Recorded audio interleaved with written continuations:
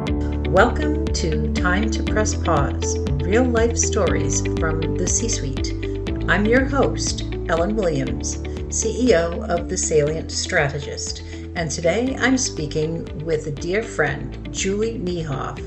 We discuss how life is more than just business and how important it is to put things in perspective and focus on what's important now. Julie Niehoff is co-founder and chief marketing officer of Distance Learning Media, DLM, an ed tech firm that provides small business and workforce development programs for cities and government agencies across the U.S. She is also a co-founder of Transition Skills Training, TST, a 501c3 nonprofit offering entrepreneurial education and job skills training for veterans and their families making the shift from military service to civilian life. Julie is a former director of education for Constant Contact, where she helped grow their global small business training initiative across the US and Canada and the UK. She is a regular contributor to Forbes.com, the business journals, and is a co-author of Demystifying AI, Leverage New Tech for Professional Growth at Light Speed, coming in the summer of 2025. Julie is a tireless advocate for local business and community development. Welcome, Julie. I am so pleased to have you here on this episode of Time to Press Pause. Thank you, Ellen. I'm glad to be here. I am especially happy to have you because we have had a very long friendship, met back in my Constant Contact days, which I'm happy to say keep creeping back up because It was such a great time in my life. And I was going to say you're my mentor, but you were actually told to train my trainer. Yeah, I was a trainer. Yeah. Yeah. So you set me off on my 4 years at Constant Contact. So thank you for the great training because it was a great job. Thank you. And it was so a great now, place to work, wasn't it? It was a wonderful experience. It was a wonderful experience, and it was the coolest job ever. It really trying was. to find it again, but it's just not out there. It's not. You got to create your own now. We've stayed in touch for 14 years. Wow. Was it 14 years? Yes, ma'am. And so one thing I don't know is your press pause story. So please, I'm eager to hear it. I'm grateful for the chance to share my pause story with you. We all have moments that really pause presses us in some cases. But I did have a pause that I was planning. In the end of 2015 up into the beginning of 2016, I was coming to the end of a 10-year run with Constant Contact, which, like you said, was a great experience, and I wouldn't trade it for anything. The company had been acquired, and it was time to make some changes and shift to the next thing. And I had been in business with my husband for a long time before I came to Constant Contact, and that went well too. So we were starting to formulate the idea that we might do something together. And in that same time period, a little bit before that, during that build up to those changes coming, our nephew had moved in with us, and he was a veteran of the Iraq-Afghanistan war, and he was home from battle and was staying with us for about a year. The veteran experience is really important in our household. My dad was Air Force and my stepdad was a Marine, and CJ, my husband's father, was in the Navy. So we care very much and are surrounded by family members who are all veterans, and it matters to us. And we experienced some things while having this young man live with us who we know and love and, appreciate everything he did, but we could see where there were gaps in services and training for someone who was making the shift from military service into civilian life. And, there were obvious gaps that we couldn't believe were there. With no negative reflection on him, we could just see that there were things that lead to underemployment and isolation and potentially depression. And I'm not talking about PTSD. There's an actual situation called transition stress that impacts a lot of veterans. And so we were seeing that, and we had decided that whatever we did for our business, we wanted to be connected to the veteran community and make sure that we were doing our part to make sure that some of those gaps were filled because we do education. I knew that I was going to start a business and I was going to leave Constant Contact, and I knew it was going to be about veterans.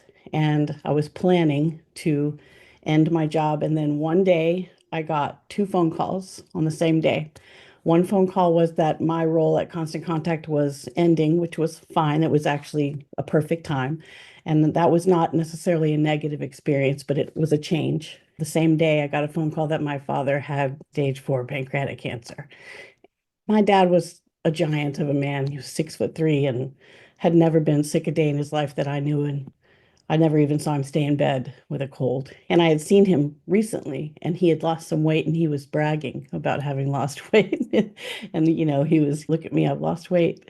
My mom was still working and running their household and could not give him the day-to-day care that he needed. He needed full-time care. He needed to start hospice immediately. I got in a car and drove to see him, and I was shocked by how even smaller he was, and it was a different situation than I had expected. So my planned pause became a forced pause, and then it became a completely different kind of pause immediately. CJ and I talked and just asked my mom, begged my mom to let us bring him back to Austin with us, and he came and lived with us to begin his hospice. And that is when my pause began. And I would say that, in the buildup of planning a pause, my planned pause was I was going to be doing this and doing that and being creative and innovating and coming up with new ideas and planning a business. And instead, I was figuring out medication and learning how you sign up for hospice and what kind of bed to order and where to put him in the house. And it was a stark difference from what I expected. But it was also, and I hope this doesn't sound weird, it was a beautiful experience. I wouldn't wish it on anyone, but I wouldn't trade it with anyone. It was, I felt very lucky. I had been removed of the responsibilities of my actual job. And I had this moment where I could actually focus on my dad. And my kids were in our house and were watching this happen. And they witnessed this beautiful time where we spent really good time together. We watched old Western movies and made him all of his favorite foods. And our youngest would climb up in his bed and color pictures with him. And our dogs would sit at his feet. And it was this beautiful, terrible time. And it forced a pause. So CJ and I would meet up on the back porch every night and talk about the day, talk about what's coming. And it was like an escape to talk about our business, to talk about what we were going to do when this inevitably came to an end. And we knew the end was coming, but you don't want to wish for it, but you have to plan for it. I hope that makes sense. So we would plan for it, and that was our escape. So our vacation from the stress of what was happening became talking about our business. And we decided that we were going to start a business. And CJ came up with the name Distance Learning Media. That is the name of our company. And I remember saying, no one's going to know what that means. So we would call it DLM. That was our compromise. So we're going to call it DLM, but it was really Distance Learning Media, which later, hilariously, COVID made everyone knows what distance learning is now. So that was a little foresight that CJ had. So we knew that, and we had our like a verbal business model canvas worked out. We had a whole business plan, but we weren't really doing it. It was like with a glass of wine at the end of the night and sitting on the back porch. And then my dad passed away on Easter that year, and the pause continued for a little bit on purpose. We said we're not going to just jump right in, but that was a very interesting way to have the pause because we remained very, I guess, productive, but it became our fun thing to do instead of the work we were doing. And that has spilled over in many, many ways and been a positive thing for our business and also for our lives. And it actually really informed the way that we run our business now because we didn't want to lose that feeling of this is what we get to do, not what we have to do. I hope that makes sense.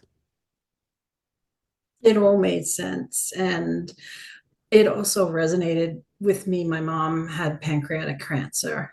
She wound up living with my sister because it was better all around. My Yeah. sister had a lovely house on a lake in New Hampshire where my mom and dad were living, and I'm in New York City. I visited but didn't have the live-in experience.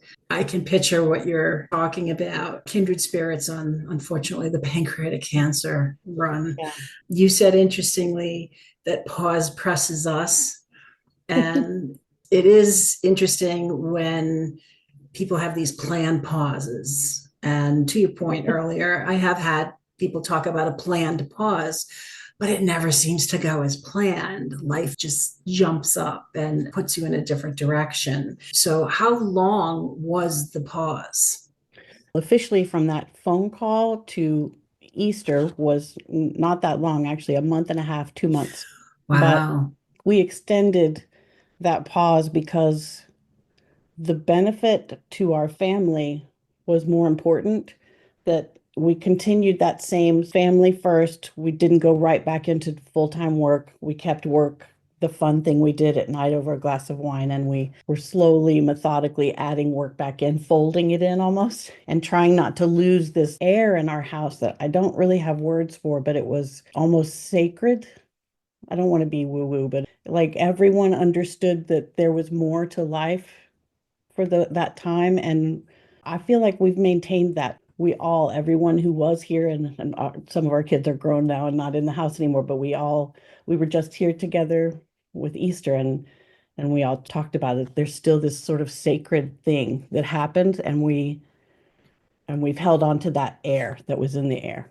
That let's make sure everything's counting, that it counts. How interesting. So you planned a pause and were excited to be innovative and dig your heels in and design a business. And because of the events that happened, now you have a strong family bond where your children benefited at a young age to understand there's more to life than business. Yes, and they watched us plan the business. Our adult son works in the business, and we put things in place methodically that came from that pause experience that are part of our day-to-day operations, literally baked into how we run the business. For example, we call Monday Schmonday.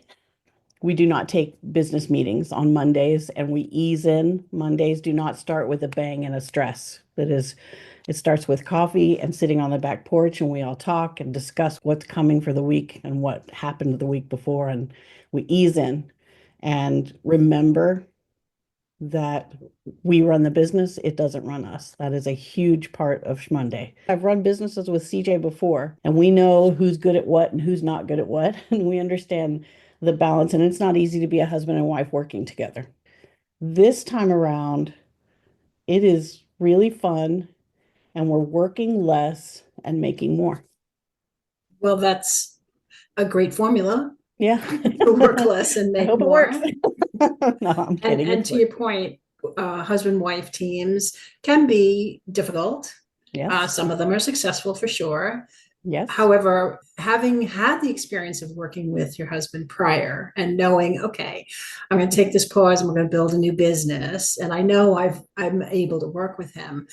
How did that pause change the way that you work together?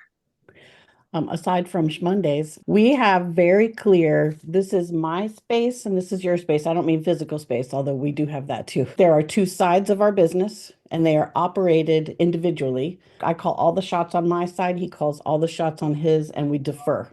When things cross over, whoever's in charge on that side, it's their call. And that doesn't mean we don't have open discussion or even arguments, but we found a way to make that work, and we set those rules from the beginning, and it works really well.